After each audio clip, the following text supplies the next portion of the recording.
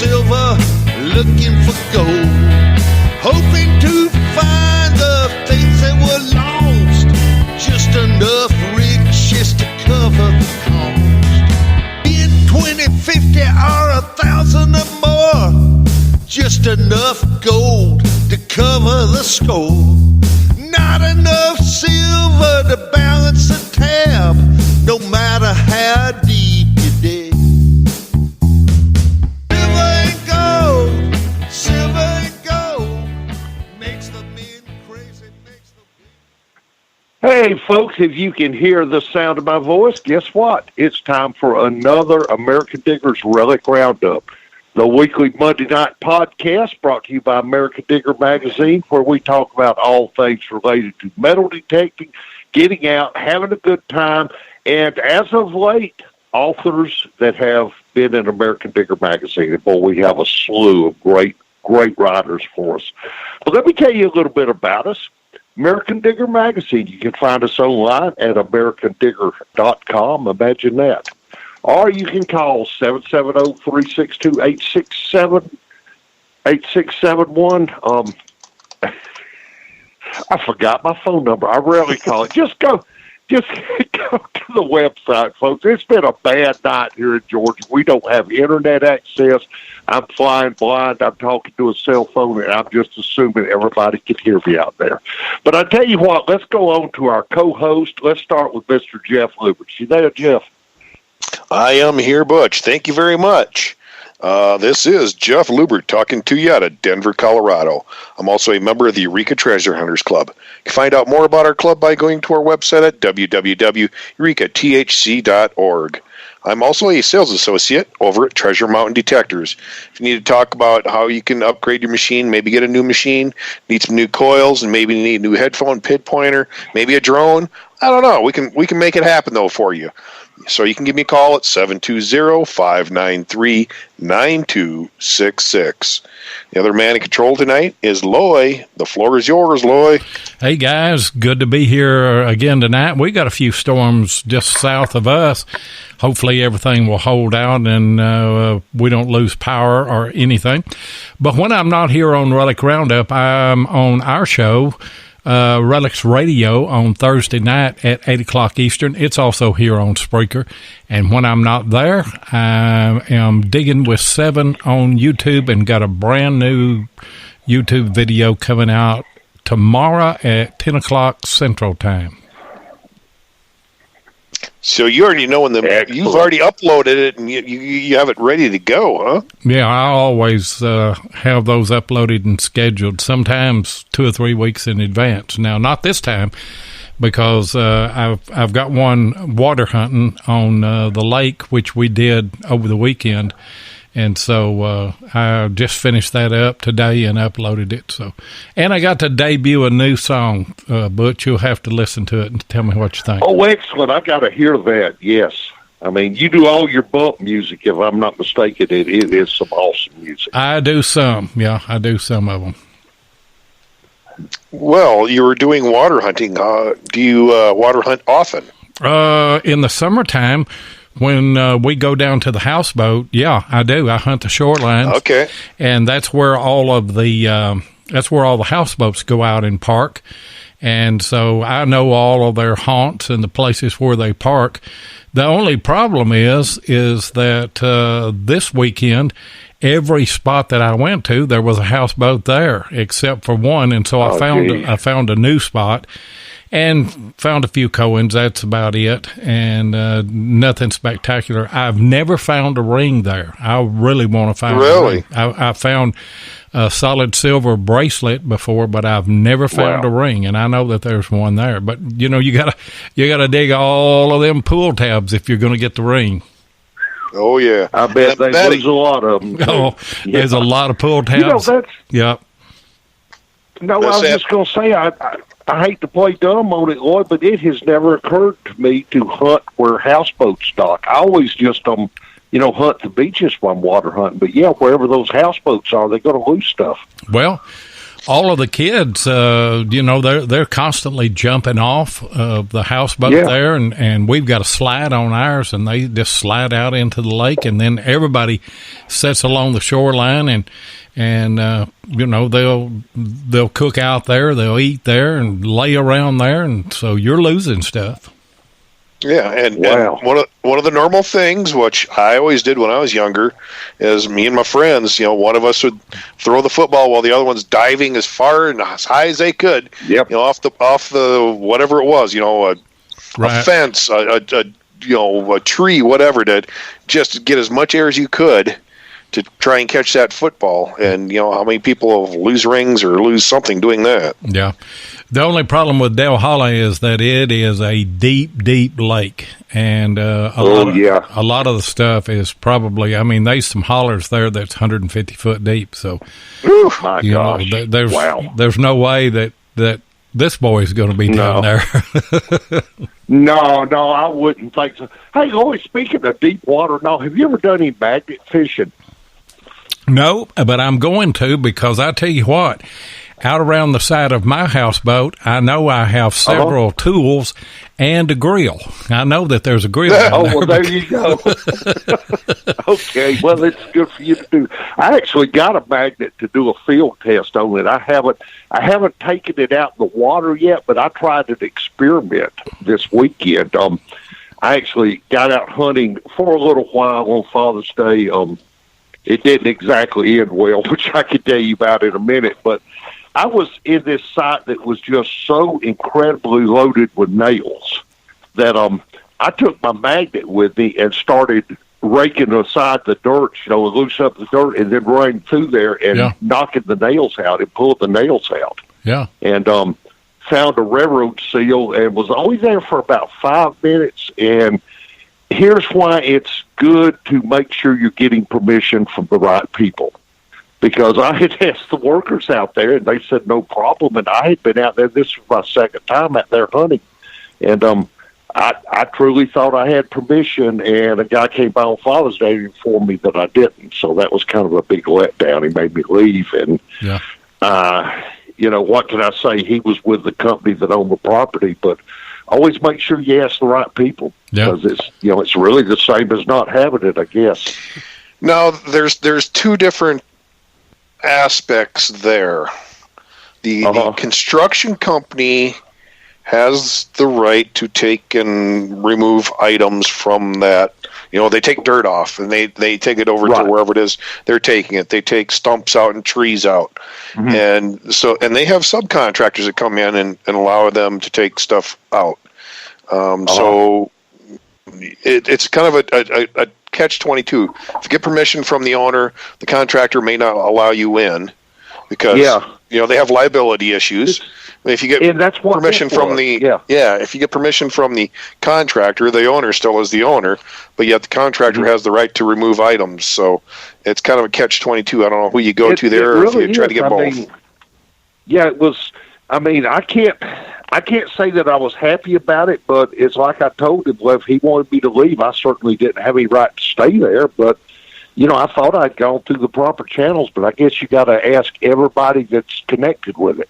Yeah. Usually I try to go in and go to the trailer and find the construction manager and talk with them. Well, that's the thing. This site was so small, they don't even have a construction trailer. It's only about 3 acres. Very small site. I didn't ask the fellow what they're putting in there, but I imagine probably a convenience type store, gas station, something like that. Probably. But, if it's like down here, they're putting in a bank. They're putting in banks everywhere. I don't know where they're getting all the money. It's not for me. Me either. I guarantee you. If they build banks based on me, they'll have a little shed out back. That's where the money is. So. Yeah. Well, Mark Hoover and his wife Gail, they're coming up to stay on the houseboat probably the week prior to the Chattanooga show, which is going to be July 27th and 28th. And he told me he was going to bring his magnet, and so we'll fish all that stuff out and maybe bring that grill to Chattanooga and grill us something other. Heck yeah, there you go. I like that. Man talks my language. Yep. And maybe that's be a future subject for one of the shows if we don't have an author is magnet fishing, because I don't have any experience doing it. Doesn't sound like Lloyd does, nor Butch. So it'd be nice to get someone on here that knows what they're talking about. What? It's funny you should mention that. The next issue of American Digger magazine, which is at the printer right now, has by Steve Zazlik, has an article, a full-length article on getting started magnet fishing, all the do's and don'ts, and you're going to love it.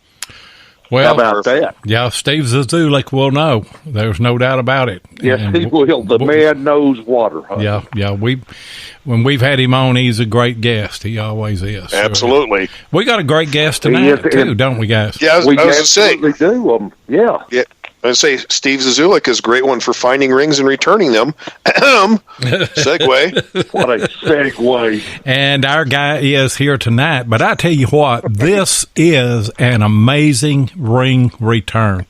It's on page 54 of the current issue that is out, the May and June issue of American Digger magazine. And by the way, if you don't have that magazine, you need to get it. You talk about great articles and great writers. But it is on page 54 beginning, and the title of that article is Lost for 77 Years. And the author is Adam Larrabee. Welcome to the show, Adam. Hey. How you doing, guys? Hey, we're doing great. How about you? Hey, Pretty good. Finally got the girls to bed. That's always important. Now you have less things going on in the background. That's awesome. Yes, so sir. tell us a little bit about yourself there, Adam. You know, how'd you get started detecting? You know, give us some background on Adam. So I was born in upstate New York. Parents always brought me garage sailing, curve stopping, dump diving. We had a friend who owned an old, it's a car lot now, but it was once a 1920s dump, and we would go dig in there. But I just grew up with a passion for history. Moved back and forth from Florida to New York my whole life. I think I got serious into metal detecting when I was 12. My twin sister and I had a front page appearance in the paper in Gloversville, New York.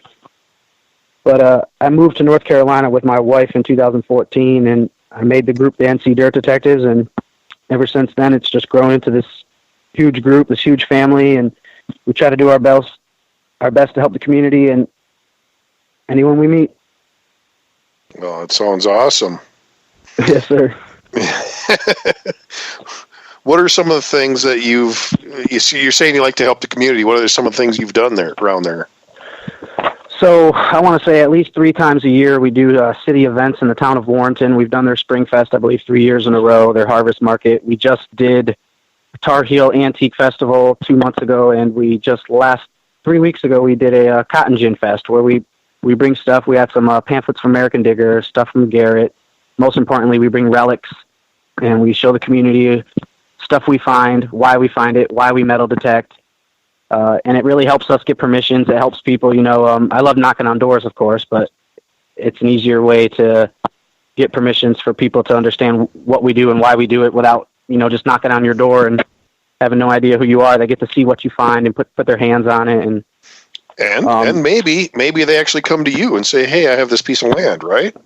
Oh, absolutely. Most of the sites, just for example, the Cotton Gin we just did, she let us metal detect the property while we were there, and we put a display case for them. Warrenton Town Hall, I believe, has a few of our display cases. We always offer back anything we find to the homeowners. I can't even count how many homeowners have, little displays at their house of stuff that we've given back to them. It's all about just giving back and meeting new people and saving history. And you're saving the history, whether you have it, whether the landowner has it. Exactly. To be able to take a picture of it, sometimes it burns to, give away something that you love and you've never found before, but to be able to give that back to someone else and that they love it too, or they cherish the history that this house that they bought, whether their family used to live there or they just bought it last year. Right. And that's always important. I know I've given away many displays. I actually, when I find some stuff, I'll actually bring it home, clean it, put it into a display, and actually give it back as well. And it's just amazing to, some homeowners or landowners don't request that you give the stuff back. But you Exactly. can kind of Some see the don't look in care. their eyes. Yeah, you can see the look in their eyes. It's like, oh, that's kind of cool. But then when you come back the next time and you hand them the display saying, well, this is for your house, and maybe it's not everything you found, but, a good portion of it, or a good representation of what was there. Exactly. They love that. And that goes a long ways to getting permissions from not only them, but maybe their relatives and or their neighbors or just their trickle friends down effect. the We've road. had it happen Yeah. hundreds of times where just because you were generous to that homeowner, they gave you a connection down the street or their neighbor friend. Exactly. The one hard part about that one, I will say, is if you do give one out, and then the next house you go to, you don't find squat. It's hard to give stuff back. Exactly. And some people are like, well, why'd you find all this at my neighbor's house? But some, we've been to houses that are, oh my goodness, this beautiful 1850 plantation home. Oh, perfect. And nothing but weenie can. And It happens. You just never know if it was fill dirt. Yeah. What's happened to that property within the last 100 years? Yeah. Yeah. And Butch's internet is out and everything. It's not because of storms, and he's on his cell phone tonight, so he's not on our chat, so we can't converse back and forth with him. But I'm sure you got some questions you want to ask, don't you, Butch? Yeah, how do I use this smartphone? Yeah, me and my wife have figured out that smartphones are not for dumb people. They're not. Go ahead, though, Butch. Oh, I was just going to say, one of the things that really fascinated me about this ring return that you did is, and we hadn't talked a lot about it yet, and we're going to talk about it shortly, but this guy was actually a baseball player, too, and myself being a baseball fan, I was thrilled by that. Yeah, I've actually got some stats written down that I guess we'll get to later on him, too. That's just too cool. I mean, it's, what can I say? He had 40 home runs in the Army games, which actually led to his contract in the pros. Dang. That's Pete Lee Riggins. Yeah. Wow. How many games would that have been that he got the 40 home runs? I'm not that big in baseball. I'm a big NFL guy. I know he played for. I can tell you the professional teams he actually played for. Yeah. He played minor league in Mississippi and for the Charleston Senators, also the St. Louis Red Wings. Yeah. And he went to St. Louis Red Wings. I'll try to get to it. It's here in this little article. We'll jump to it in a second. Yeah, it's on the bottom of page 55. He played minor league ball in Mississippi and then for the Charleston, West Virginia Senators, and then the St. Louis Red Wings, which now I guess is associated with the Cardinals. Wouldn't you think, guys? That's what I see. Yeah. Or maybe it's Detroit. I don't know. Oh, wrong sport. Sorry. Yeah. Sorry. The Red Wings, yeah. Yeah, you in the wrong sport there, Jeff. Detroit Red Wings. That's a more aggressive NHL. Sport. Yeah. That's more aggressive sport. He was later called into the major leagues by the St. Louis Cardinals at the time. There you go. He had he batted 82 runs in 46 and 17 home runs in 47 in the minors. Well, that's good. Yeah. 17 home runs in 47. Yeah, that's good.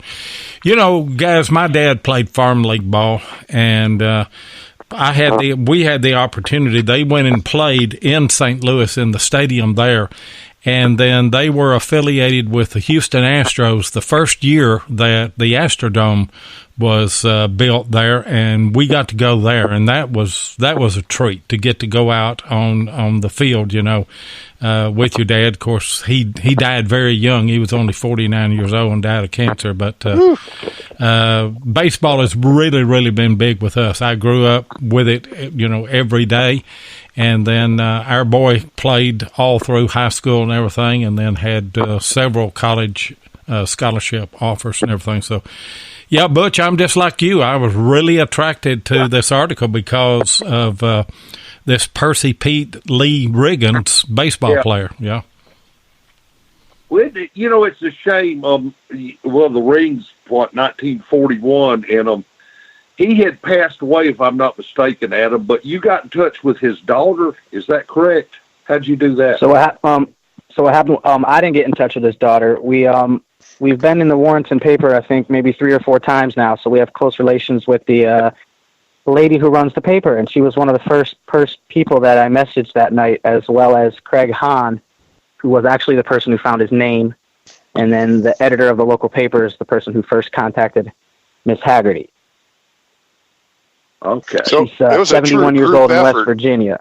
Yeah. A true group effort. It wasn't one man. It wasn't 2 or 3 people. It was a group effort. But it was just so nuts because it literally happened overnight. We had the group hunt. We came home that night, and the next morning I woke up with messages at him. We found her, and the man's daughter, Percy's daughter, was actually a little upset because we didn't call her fast enough. At first. But you live in a small community, don't you? I actually live in Raleigh, North Carolina. I live 5 minutes from the capital. I go downtown to take pics all the time. I'm right here in the heat of it. Okay, But Warrenton is Warren County is where this happened is about an hour north near the border of Virginia.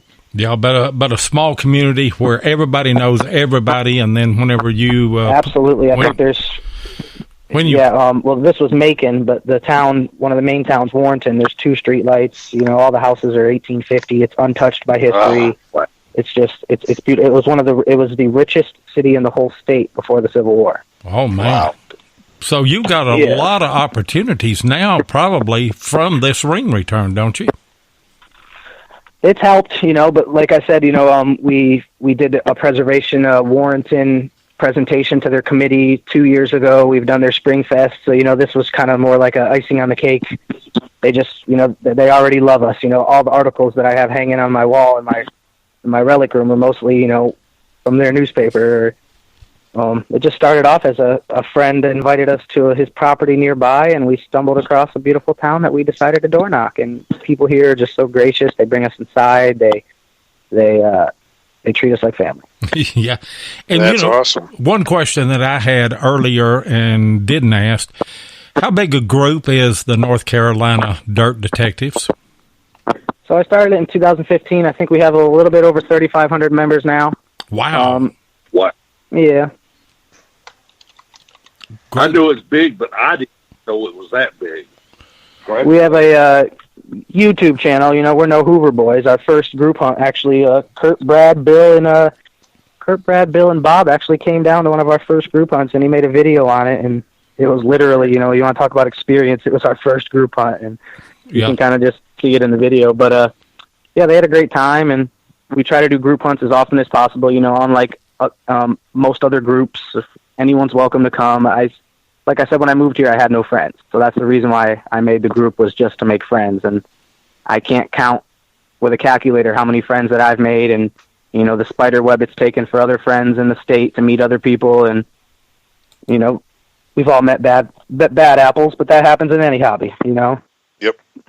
It's a fact. Yeah. But it's just a great group, and we just strive to do what we can for others, and we're not in it for profit. And yeah.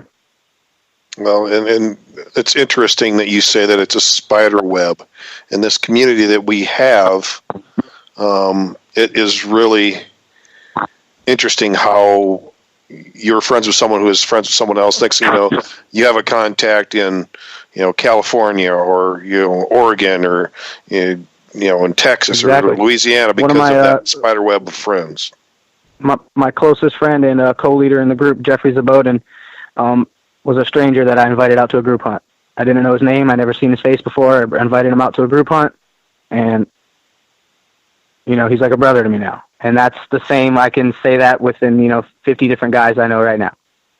And the vice versa for them too. Without the group, they wouldn't know people in their city who joined the group. And, oh, hey, there's a guy right down the street from me. I didn't even know that, but now I know because we found the group together. And it was a group hunt that led to this ring, right? Yeah, absolutely. So we planned a group hunt that morning at I think it was a late 1700s house, and the homeowner was at church. So the group hunt wasn't scheduled to start till 12. So Greg French actually pointed out this city property in Macon. There was a park right in front of the school, and me, Jeffrey, and Greg went there. And I mean, we were there for probably 2 hours. That picture in the article of me sitting inside the abandoned school, which was loaded with graffiti, and just urban explorers. We just love that old stuff.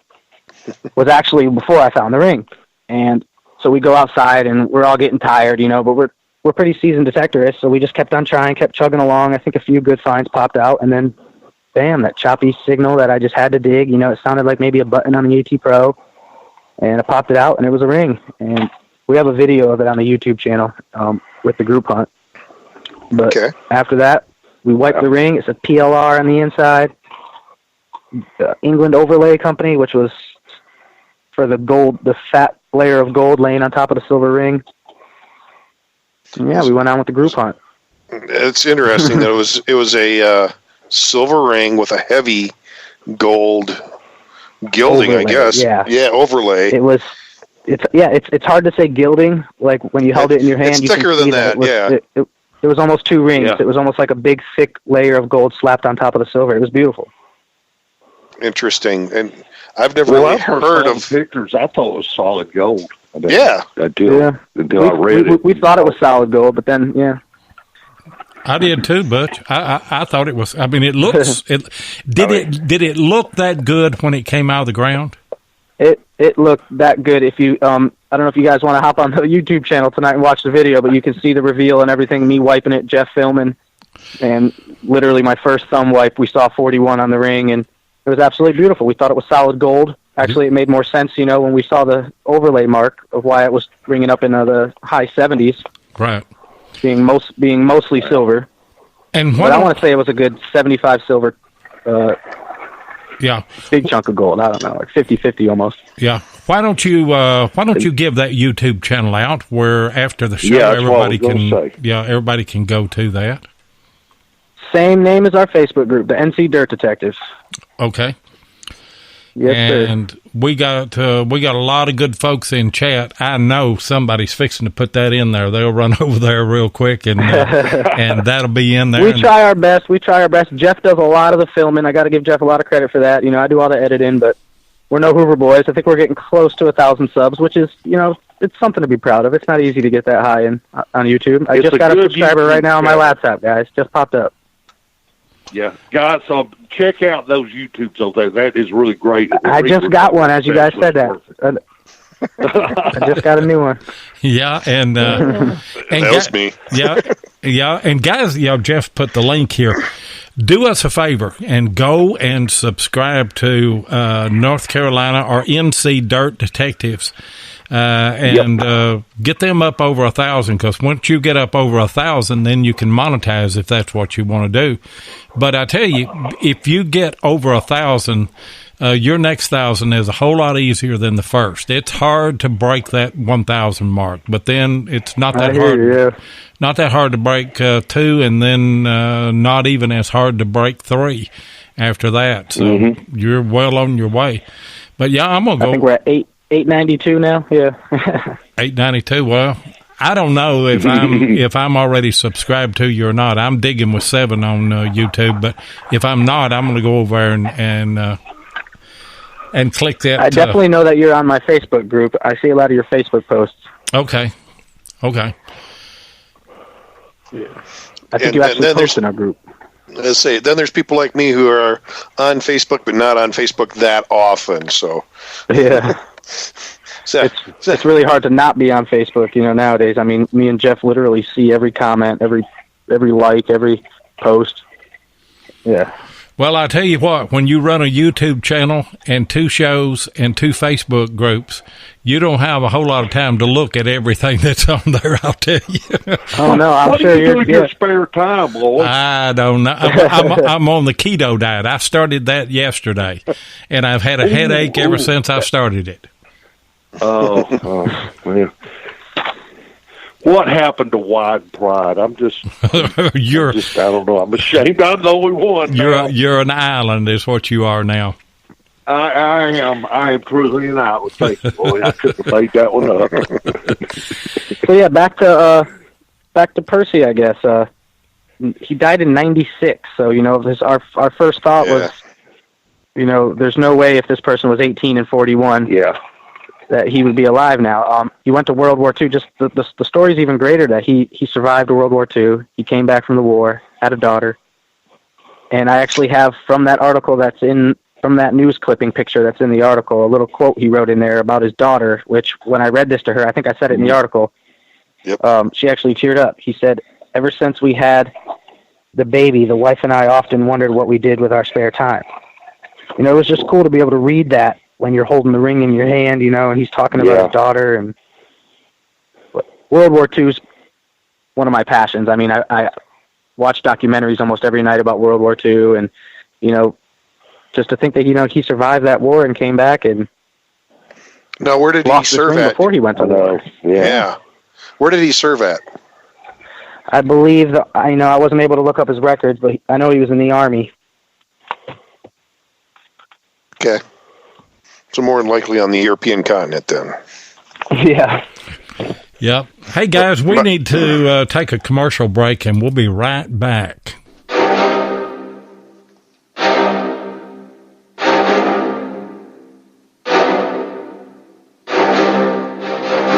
The Garrett AT Max with built-in Z-Link technology and included MS3 wireless headphones will set you free from the wired connection to the machine. Increased transmit power and enhanced electronics provides the AT Max with significant depth increase. With 175 points of ground balance resolution, the AT Max can handle the highly conductive and the highly mineralized ground. Hunting at low light or the evening is no problem with the illuminated LCD screen. Push your limits to the max with the Garrett AT Max. And we definitely want to thank Garrett for being a longtime sponsor of ours over here at American Digger Magazine's Relic Roundup. They have some fantastic machines out there. You know, whether it's just a true metal detector or whether you're going for a pinpoint probe, they have some great stuff out there. So definitely want to thank them. Absolutely. And where's a good place to buy that, Jeff?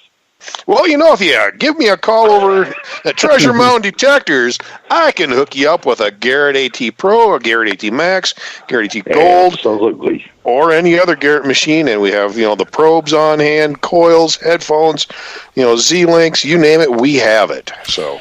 And talking about the AT Pro, that's what you were using, I know, Adam, because you allude to it here in the article. What coil was? I've been using the AT Pro since 2015. I actually bought it from Heath Jones from Treasure Mountain. Oh. And actually, the Nell Tornado I just got, I also got from Treasure Mountain. I love that AT Pro. It's been taped up, you know, the mountain problem that they have, and I got the 3D printed one. Yeah. She's been taped up in the past. Yeah, I got that 3D thing and put on the bottom of mine because I was hunting one day and my control box fell off. It works great. I honestly think that they should have went with that, you know, licensed out or something with the AT Max. You know, I was surprised that they went with the same bracket. Yeah. What coil was you using when you found this ring? That coil was the stock coil. I did not have the Nell coil yet. That would have been a 6-year-old stock coil, all beat up. Yeah. Say this ring was pretty deep too, wasn't it? I think about 6 to 7 inches, for the AT Pro. So that's getting down there, especially for a ring. I mean, we're talking, that's pretty significant for a ring. You know, that's not on a beach. We'll put it that way. Any land, you know, usually only hear rings maybe, you know, 3 or 4 inches deep. So that's impressive. And if you... Go ahead. I was just going to say, if you didn't mind me asking, how do you have your AT Pro set up? Are you running Pro Zero, or what kind of iron disc? Pro Zero, no discrimination, wide open. I mean, it's probably because I've had it for so long. I got to hear everything. I got to hear it all. You know, you just get your ears trained on those things. I want to hear all the grunts. Pro Zero. Sensitivity as high as it can go without chatter and no discrimination. That's the way I am. No iron disc at all, and you hear it all. And I love that machine for scouting because when you get into a debris field, you can hear it. It's not overbearing. You hear all those square nails, but then you hear those high tones coming in there too. Exactly. Once you train your ears to just, you know, I find myself sometimes not even looking at my VDI. It's just because my ears know. Yeah. Yeah. And you know, we always tell people that the VDI is more of a crutch than anything because, you know, the ears are the way to go. That is your true discrimination right there. The ear and the shovel are the best discriminators. There you go. Speaking back on Warrenton, some of my best finds in that county with the AT Pro, with the stock coil. This is all before I had the no coil. I've gotten 2 Confederate staff officers buttons from that town. One of the drop wing, and the other one, excuse me if I don't know the name, it's the one with the big breasts. You know, he's sticking out. Oh, yeah, I know what you're talking about. I know the one is the drop wing with the staff. Now, is that drop? Is that drop wing? Is that a Confederate? Yeah. Yes. Yes, and it's got a blank back too. So it was made after the blockade. It was Confederate made, which makes it a little more rare. Oh man! And that was actually found in one of the most prominent houses in the town too, right in the front yard. That was quite a find right there, I tell you. Jeez, I've seen some amazing stuff come out of that city. Yeah, between other members and. Yeah. Have you ever dug one of those, Roy? No. Just speaking of. No. Okay. At least I'm not alone. Yeah, I've got 2 droop wings, and one of them is. Oh, come on. Well, one of them is a cuff that is a Confederate, but the other one is a Union naval button. And they had the the droop wing, because whenever I first they did. Me and Tennessee Jeff, I have found one of those. Me and Tennessee Jeff were on a battle site and we're hunting it in Middle Tennessee, and I pulled that. It's a little cuff button too, and I pulled it out and began to brush it off, and I said, "That's a droop wing." And then we looked and we seen the anchor on it, you know. But it's still a great find. But the other one that I found is actually a Kentucky militia button. It is a very rare button. Wow. Yeah, it is. Adam, have you come up with any theories of how you think that Percy lost this ring?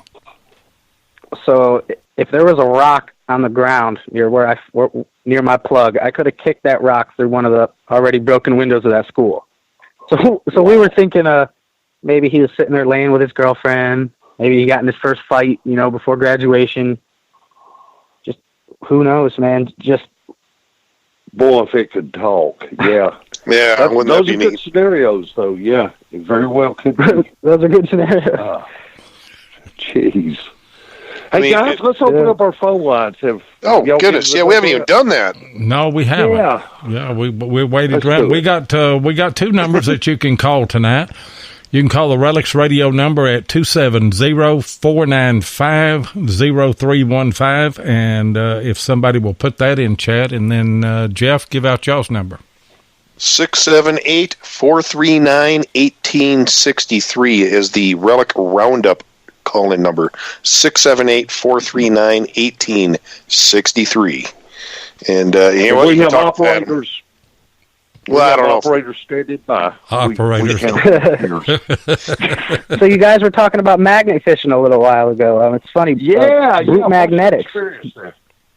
Brute Magnetics gave us a magnet to test out maybe 6 months ago, and we did a video on it. It was the 1,200-pound pole neodymium. It's a beast. We pulled up a pipe, probably thicker than Butch's thigh, off the side of a bridge. And it was a round pipe, so it doesn't have a nice flat connection to the pipe. And again, if you guys pull up the video, it's amazing magnets. And I think we took it out 5 or 6 times now. And with magnet fishing, of course, if it's not there, it's not going to stick to your magnet. But it's just a great tool to have, and it's amazing. Yeah. The one we've got's a Brute, and it's actually just 250 pounds. And I was just walking by my shells the other day. I was tying the rope to it, and I had a 30-pounder sitting there on the ground. I just kind of swung it, just swing it, and it latched hold to that thing, and I couldn't hardly get it off. Don't get your finger. Don't get your finger between I took it to work I took it to work at a car shop, and they had it stuck on the lift arm. I work at an Audi dealership. One of the mechanics had it stuck on the lift arm, and when that thing gets on a flat surface, you have to pry it off. Yeah, get about it. Yeah, I'm sure you do. I mean, that would be hard. The 250 is hard enough. It's crazy. Man. They make some great magnets. They have all kinds of sides, and the 2-sided ones, and the cone-shaped ones, and. Yeah. Well, I'm going to have to check into that. Yeah. Brute is actually, I think that's actually the one I'll have to look at, but I think that's actually who sent us the one to do a test on. And it's got a logo of like a bull. Yep, it is. Yep, that's him.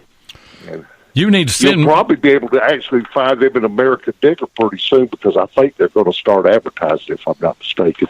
It's kind of He sells some great kits. It comes with like a briefcase and the whole carrying case and everything. It's nice. Wow.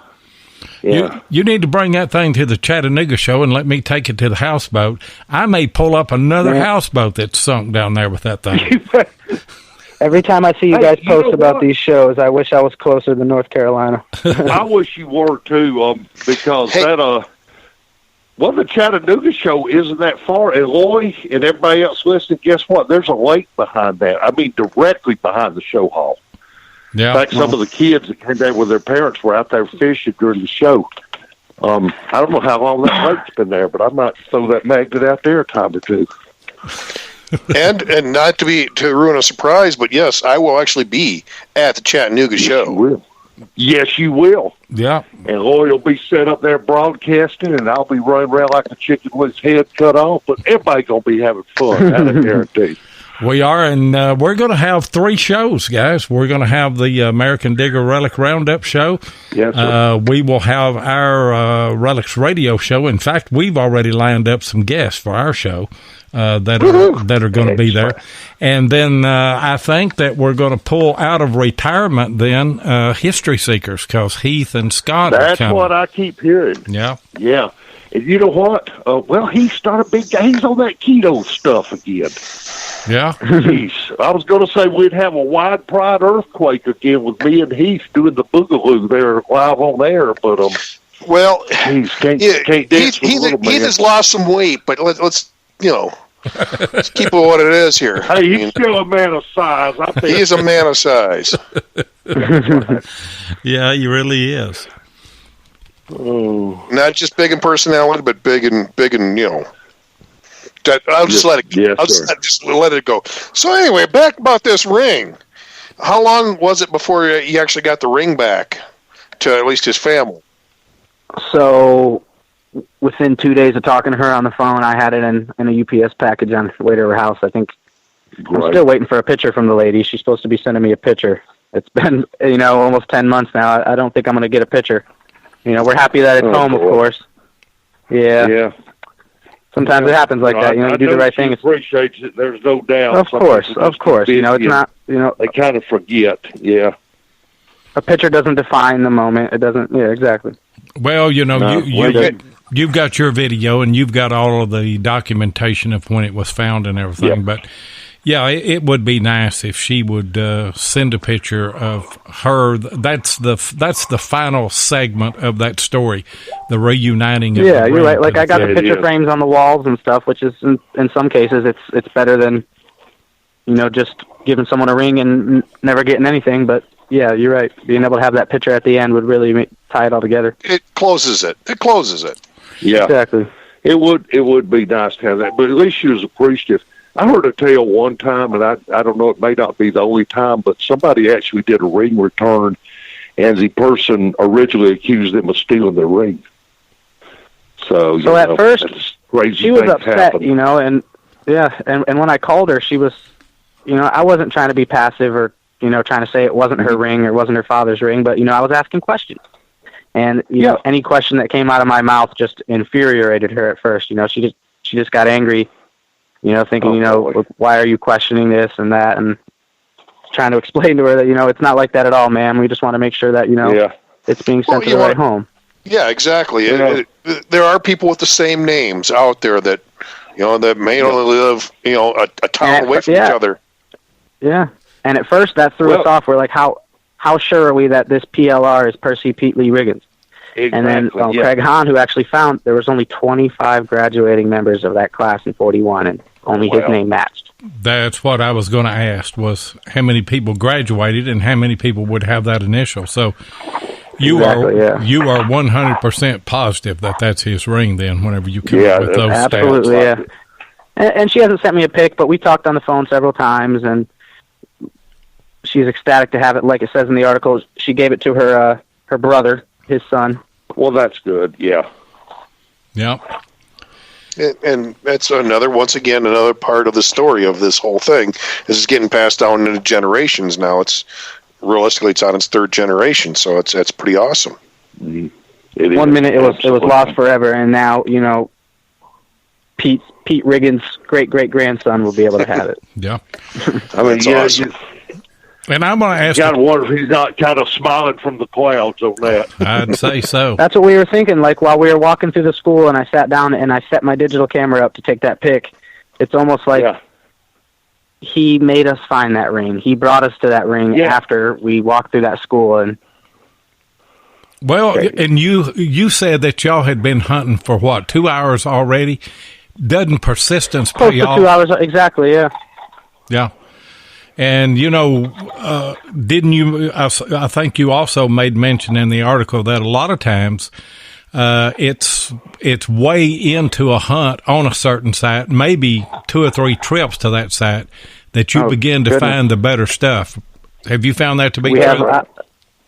I don't know how many videos we've titled or wanted to title Never Hunted Out. We have a house in Warrenton, David, he's a really good homeowner, beautiful 1820s house that they remodeled. And we've probably had 10 group hunts, meaning 10 to 15 people, and small hunts, maybe 3 or 4 of us, maybe 300 separate trips to this site. And for example, 6 months ago, we had Brian, a few friends come up from Florida, and this had to have been the 200th trip to the field or something. It's only maybe a 3-acre plot behind their house, and Brian Robinson finds a CS staff in the backyard. I get a Real, my God, and another guy gets a 53 seated quarter in the front yard.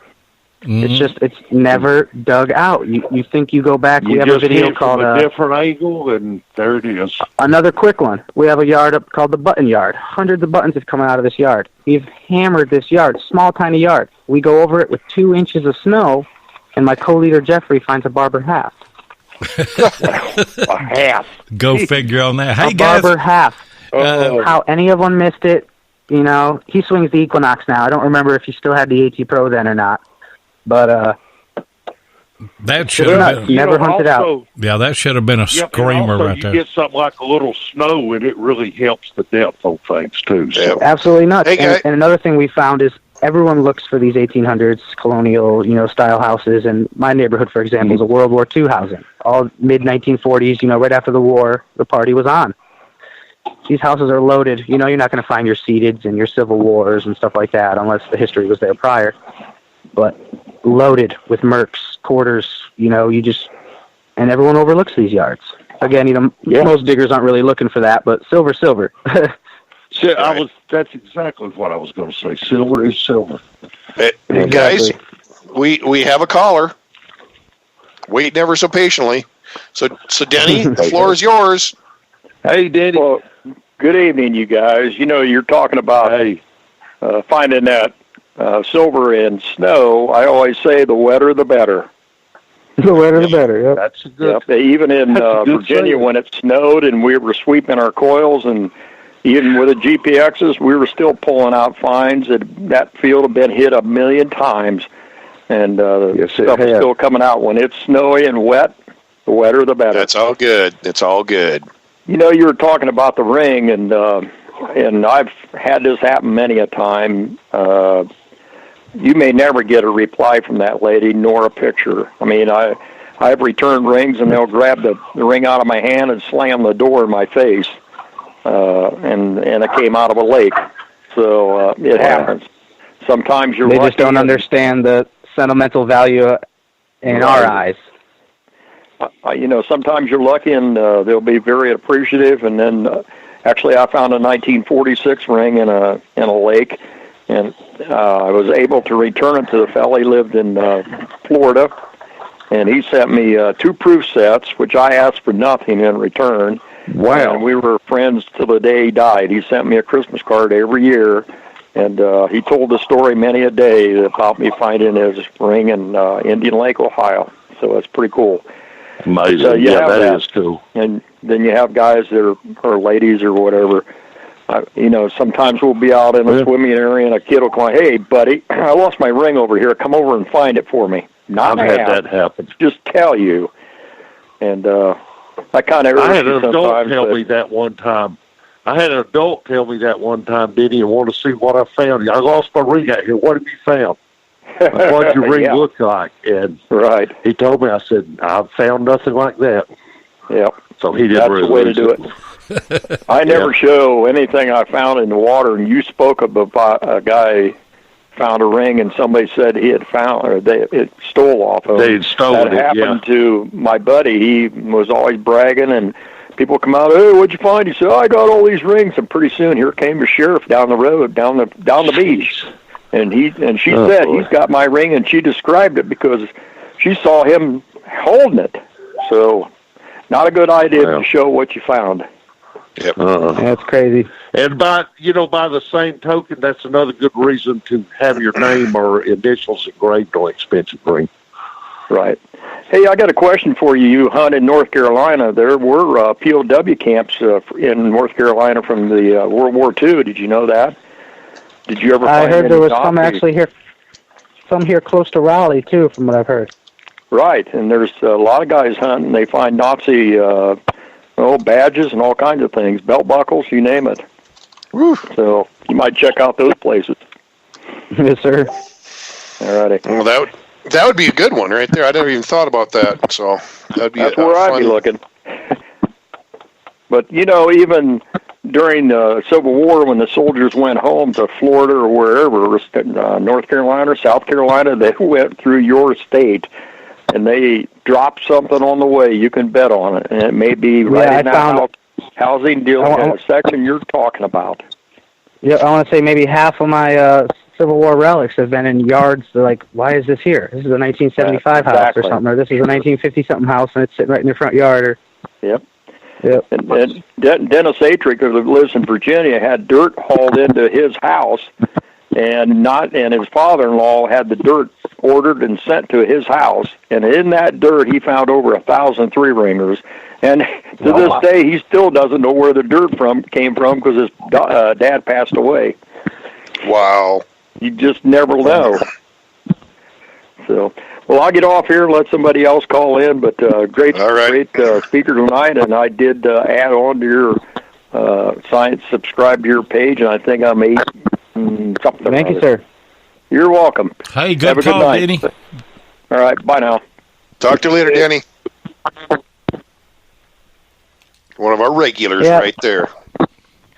Yeah, like talking about door knocking, that, or, sometimes you have homeowners who just don't care, and sometimes you just make family members. We had a homeowner who was a Desert Storm veteran, and he gave me and Jeff both 2 signed copy books. 5 minutes prior, we were strangers knocking on his door. And Wow. and we left with brothers, and it's just happened over and over again. It's just countless stories like that.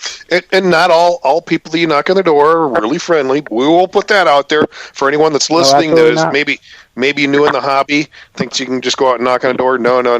Not all the time. It does happen, and there's some great people out there in the world that you will meet by knocking on their door, but don't be confused that everyone you knock on their door is going to say, yeah, sure, go ahead, dig up my yard, or they're going to be happy about it. I mean, and Adam, we've got probably a few people that are listening that don't know about door knocking, don't know how to go about it. What kind of procedure do you guys use? What have you found that is successful for y'all?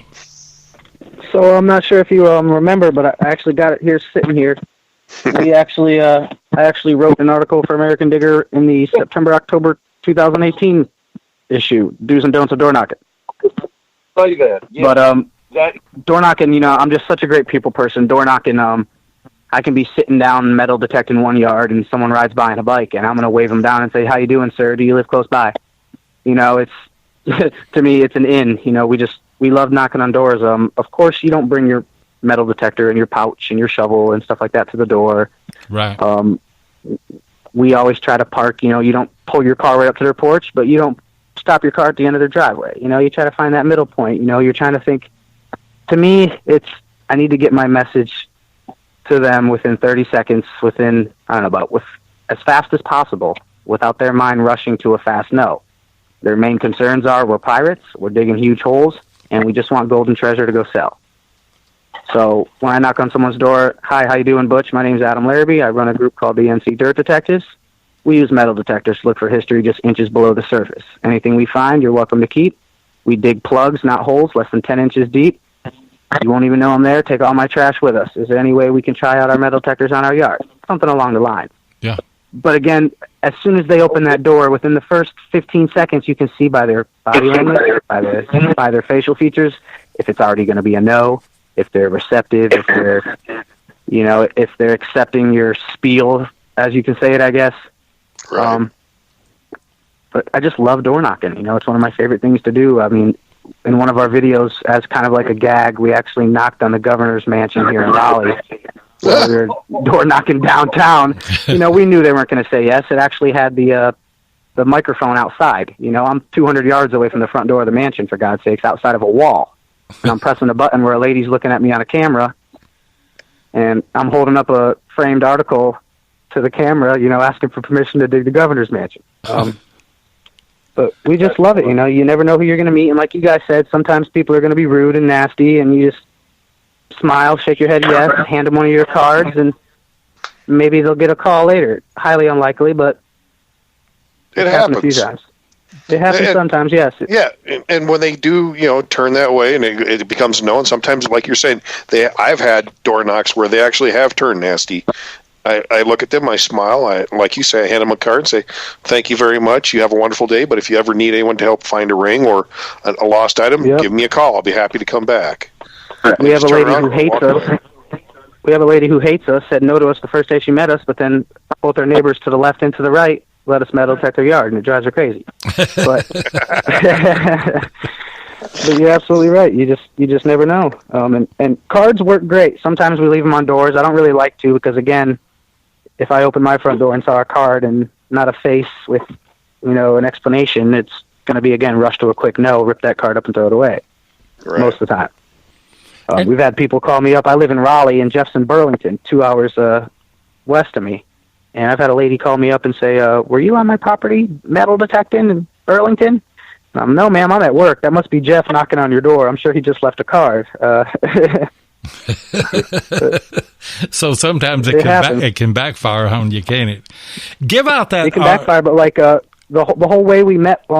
we got started in this little town in Warren County was we knocked on a door, and this little old lady was so sweet, and she walked us around and introduced us to them, and that trickled into them, and that spidered into them, and oh, come do an event. Oh, come show us what you found and donate this, and it's just a family now. I think one of our last articles was called "The Dirt Detective Strikes Again" when Jeff found a pretty cool name badge in town. And yeah. I've added another call, 9993. Is that you, Butch? Yes, sir, that's me. Okay. Sorry, I tried to switch on the speaker again. You know how that is. Okay. Didn't work out so well. Okay, I'm sorry then. Adam, give out that American Digger magazine. Issue again? Yeah, the issue again on the door knocking. I want to go back and look at that. That is September, October, by the way. Yeah, September, October 2018. It's actually when I'm very proud of this ring article, but I don't know. I think this door knocking article is definitely. I got this one framed too in the Relic room. But, yeah. Perfect. There's a lot of work goes in them, and I tell you what, guys, the magazine has a lot of great writers, as you've been able to see from some of these shows.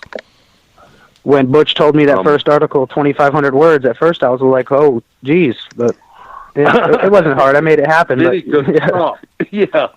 Well, I'd say, and realistically, if you're like me, when I start writing the story, I get so in depth on some of the details. Yeah, it falls out, and all of a sudden you start realizing, holy cow, this is really long. Now, I was worried about getting 2,500 words, but now it's like they might have to break this up into two issues because it's a long story. Is he going to accept 4,500? Yeah. It's more stressful to think about it than it is to just do it. You're right. Exactly. We actually had an article submitted to us one time ago. I know you'll really appreciate this. We weren't able to take it. We took part of it, but it was 15,000 words. It's a book. It was a book. It wasn't an article. 15,000 words, man. It was, Wow. and it was good. I mean, it told all the history and everything, but we just couldn't do anything like that. So No, he wrote us a different one. Yeah.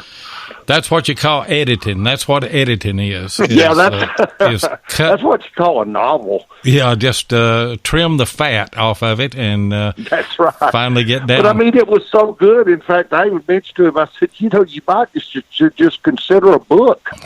Just add some more to it. yeah. You should. It's a great magazine. I've had several friends ask me, like, how do you get stuff into the magazine? And Butch is just such a great guy. I think I've had maybe 3 or 4 of the Just Dug issues. My friend Jeff the same. And I just tell people, if it's a good find, send it in. Send it. And, Send it. That's doesn't- it. I mean, if someone is really excited about a find, then chances are a lot of other people are going to be excited about it. And I know I'm going to be excited because it doesn't matter how long I've been doing this, I still get excited over just about everything I find. I mean, within reason. I do too. The pop tops are kind of a challenge, but you never know. Yeah, I haven't been hunting in like 3 weeks. Jeff and I try like once a year to do a little camping trip and hunt. We're going this weekend with our buddy Jake Goad, and we're going to camp and hunt Good. a couple days. What part of the country are you heading to? That same county. Okay. And, in the past, Wow. people have said, it's maybe been 3 years now since we've been visiting this area. I can't really say that one town. But we've been told in the past, don't you think this area's dug up? Or don't you think you're this? Or don't you think you're, welcoming your stay? But every time we do an event, we get more permissions. Or every time we go back, we find more Wow. stuff at the same place. Or, it's just, it's never ending. Yeah. Well, I'll tell you what, you've been a wonderful guest here tonight. Yeah, you have. And a great Absolutely. rider, too. We And appreciate it. before we close the show out, give out your YouTube channel and your Facebook again for those that may have missed it earlier in the show. All right, well, you guys have been great hosts. Our Facebook group is the NC Dirt Detectives, and our YouTube channel is also the NC Dirt Detectives. And check them out. Go over there, subscribe to their YouTube channel. And you know what? If you're not a member yet of the Facebook group, join on in. Yeah. Absolutely. It's a great group. We do free contests, free group hunts. If you're in North Carolina, it's a great group to join. You never owe us anything to come out to a group hunt. I think it's been about 3 months since we've had one, but we try to do one at least once a month. And yeah, unlike any other group, we share. I think our last group hunt was for the kids. We had 22 kids That's come out to great. Jeff's property. Wow. It was a seated hunt, and we got them all T-shirts, and no adults were swinging. We had it nice, instead of it being like a free-for-all, they all had their own little gridded-off section, so they were all promised a certain That's amount good. of stuff. And Smart planning, yeah. Yeah. And did you hook up an adult with each youngster, or were they somewhat seasoned? Jeff had youngsters? pretty much everyone who came was an adult who brought their kids. So Jeff Okay. had his son there, I had my daughters, and yeah. Well, that's All right. That's the next generation of it. It sure It is. And I tell you what, Absolutely. I will let Butch and Jeff say their piece, and then I'll close the show out. But thank you so much, Adam, for the article, and thank you so much for coming on the show. Thank you, guys. Thank you, Adam. We appreciate you coming on the show. And folks, be sure to check out this article he wrote because it is really a cool tale. And if you aren't already subscribing to American Digger magazine, then get in touch with us. Go to the website, AmericanDigger.com. And you know what? If you aren't reading the magazine, you don't know what it's about, but you're curious, doggone it, we'll send you a free sample issue. That's right. The first one's free. So just get in touch with us, 770-362-8671. By golly, I remembered it this time. And folks, thanks for tuning in to American Digger's Relic Roundup. Jeff, why don't you say something and just take us on out of here? Put me out of my cell phone misery. Well, I want to do something that Denny just said on the chat line. Is you know what? If you haven't hit that like button, please do. We appreciate all those likes that we get. And if you have some friends out there that haven't heard about American Digger Magazine or Relic Roundup yet, let them know because you know what? We could always use a few more people listening in and read the magazine. And then also I want to thank Adam for joining us tonight. He has been fantastic. fantastic as a guest, and just a really great person. So thanks, Adam. And I think that's all I have. Other than if you need a detector, give me a call at 720-593-9266. I'm willing to help you out. So anyway, Loy.